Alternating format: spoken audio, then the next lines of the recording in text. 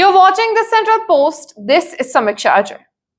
On the night of June 2nd, a group of 15 to 20 people vandalized Khan Global Studies in Patna, broke the property, injured a security guard, pelted stones.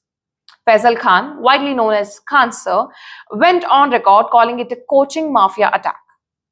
3 days later, Patna police filed an FIR, and Khan Sir's name is in it, not as a complainant, but as an accused. So how did the reported victim of the attack ended up on the other side of the law? And is this story that simple? Let's talk about what we know so far, starting with what is not disputed. On June 2nd, around 10 p.m., there was a real attack on Khan Global Studies. Vandalism is documented, a guard was injured. Police have not denied any of that.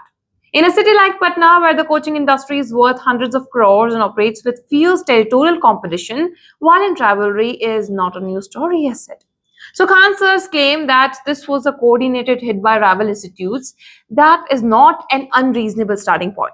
But his version of events didn't stop there. He claims the attackers fired 8 to 10 rounds at his institute. Police reviewed the CCTV footage, and they found no evidence of that. And that gap between what he alleges and what the CCTV cameras actually showed is where the story starts to get complicated. As a second video then surfaces online, which doesn't show any of the attackers but two of Khan Sir's own personal security guards, Pradeep and Taleshwar, firing shots in the aftermath of the vandalism. Police pick them up, interrogate them, and they admit to the firing. Weapons are seized and sent for forensic analysis. And then comes a statement that escalates the entire case. One of the bodyguards told the investigators that the firing happened on Khan Sir's own, direct instructions. This is what triggers the FIR filed today, under abetment charges and multiple Arms Act actions. Now, a single bodyguard statement under interrogation is not a conviction. It needs corroboration. Khan Sir has denied everything and called this a conspiracy. The defense cannot be dismissed outright. But here's the legal reality. An FIR doesn't require proof beyond doubt. It requires reasonable grounds. Between the video, the seized weapons, and that statement, police determined that they had enough to proceed. And here's what the noise around this case is obscuring. Being attacked and ordering illegal retaliation are not mutually exclusive. The law does not grant anyone, regardless of provocation, the right to respond with unlicensed weapons.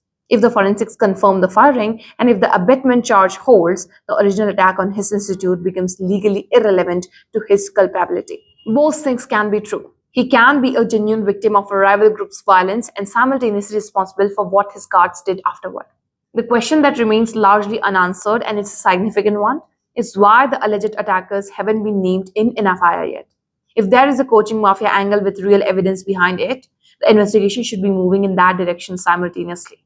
Right now, it isn't.